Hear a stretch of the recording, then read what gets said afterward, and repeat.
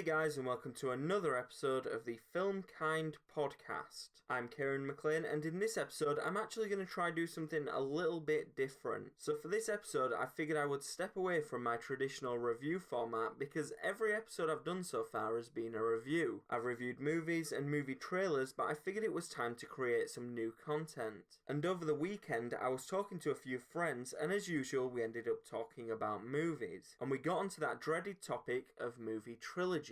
I say dreaded because no matter how small your friend group is or how often you usually agree, this topic tends to cause a few drunken arguments. Luckily we escaped the conversation without any major insults being thrown, but we never actually agreed on what the best movie trilogy is. And that leads me to today's episode. I figured it would be an awesome idea for this podcast and for me to kind of discuss and rank my top 5 movie trilogies. This is just my opinion. If you agree, that's awesome. If not, that's awesome too, but please let me know what your top 5 movie trilogies are in the comments section below. Alright, so I'm just going to get straight into it. Starting at number 5, I'm actually going to say the Toy Story trilogy. Now Woody, he's been my pal for as long as I can remember. He's brave, like a cowboy should be, and kind and smart. But the thing that makes Woody special is he'll never give up on you. Ever. He'll be there for you, no matter what. You think you can take care of him for me? Out of all of the trilogies on this list, this is probably the one that I struggled with the most, because I knew a lot of people would be upset if Back to the Future wasn't on this list, but guess what? I don't like Back to the Future. Yeah, I'm actually one of the few people that think Back to the Future is an extremely overrated trilogy, which is why Toy Story is at my number 5. I feel like Toy Story is a trilogy that most people have somewhere on their list because most people, especially the people I know, grew up watching these movies. And let's not forget the millions of parents around the world that took their kids to see this trilogy. The reason I have Toy Story in my top 5 isn't just because they remind me of being a kid, but because all 3 films are well structured and well told stories. Each adventure that Woody and Buzz Lightyear are sent on is a lot of fun to watch, and somehow I think each film improves on the last. I think I should also say that while Toy Story is definitely a kids' film and a kids' trilogy, it is also a great story for adults. I know for sure that there will have been a few teary-eyed parents or young adults in the cinema during Toy Story 3, and if you are one of those parents and are denying that fact, then it's just clear that you don't have a soul. The first Toy Story film and the sequels that followed it also had a massive influence on animated movies, and without this franchise, who really knows what the animated genre would look like today? A mixture of great characterization, flawless voice work, and constantly perfect storytelling make this one of my all-time favourite trilogies. Alright guys, so moving on to my number 4, I'm going to say another trilogy that I watched a lot when I was a kid, which is the Indiana Jones trilogy.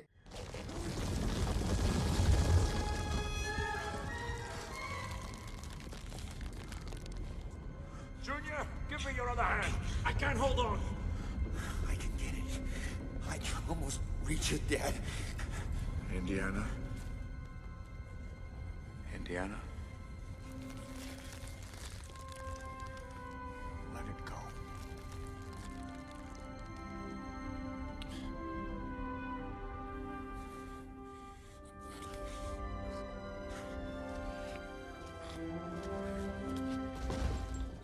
There were 3 things that I was absolutely obsessed with when I was a kid. The first was Power Rangers, the second was comic books and superheroes and all that kind of stuff, and the third was Indiana Jones. I remember just watching Raiders over and over again, and that's probably the reason why I'm the only guy I know that would shout out Indiana Jones instead of Han Solo if I ever saw Harrison Ford walking the streets of downtown, wherever the fuck Harrison Ford lives. But yeah, I was insanely obsessed with Indiana Jones, and I kinda still am, because not only did George Lucas and Steven Spielberg create one of cinema's most beloved characters, they also told really interesting and really fun stories. Indiana Jones is the perfect example of a series of films that don't take themselves too seriously. These are fun and thrilling adventure movies that were told in such an interesting and funny way that the audience would come back for more every time. There is the issue of a film named famed Kingdom of the Crystal Skull, but I think we can all agree that that never actually happened and was simply a drug-induced nightmare that we all happened to have at the same time. Okay, so getting on to my third favourite movie trilogy, I'm going to go with Christopher Nolan's Dark Knight Trilogy.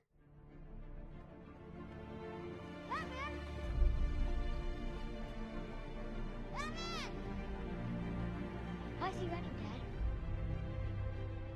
Because we have to chase him. Okay, we're going in! Go, go!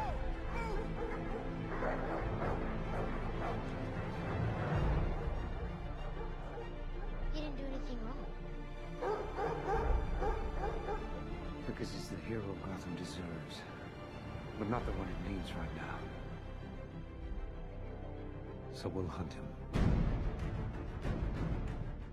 I mentioned it above, but I'll say it again, I'm a massive fan of comic book movies and superheroes in general. I write about comic book movies almost every day, I'm always reading comic books, so obviously I'm a massive fan of Nolan's Dark Knight Trilogy. While in general I like Superman more than Batman, and I challenge anyone to convince me to believe differently, the Dark Knight Trilogy is easily the greatest example of a comic book character brought over to cinema. With these movies, Nolan did exactly what someone needed to do with Batman. He lost all of the cheesiness and deeply connected the Caped Crusader with the real world and the dark gritty city that is Gotham. Nolan also did something that seems to be really difficult within the comic book and superhero genre. He created, wrote and directed amazing villains. I mean, just looking at these three movies, we got to see amazing interpretations of Ra's al Ghul, Scarecrow, the Joker, Two-Face, Bane, Talia al Ghul, not to mention a great Catwoman and arguably the best performance in a superhero movie from Heath Ledger. I say arguably because I recently saw Logan and damn does Hugh Jackman act in that film. But yeah, I think it would be hard to find anyone that wouldn't put Nolan's Dark Knight Trilogy in their top 3 and definitely not in their top 5. It's good storytelling, good characters, good action sequences, and has the feel of epicness that I'm yet to see in another one of these comic book movies. And the number 2 spot on this list goes straight to George Lucas's original Star Wars trilogy, like you didn't see that coming. The Force is strong in my family. My father has it. I have it. And my sister has it.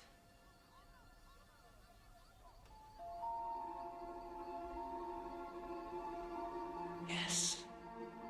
It's you, Leia. I don't think we'll ever really know just how influential these 3 films have been on the world and the millions of people who enjoy this franchise. I will admit that I'm not one of the people that has always been in love with Star Wars. I mean, The Phantom Menace was released when I was just 4, so my first introduction to the franchise was actually the prequel trilogy, which even as a kid I did not enjoy.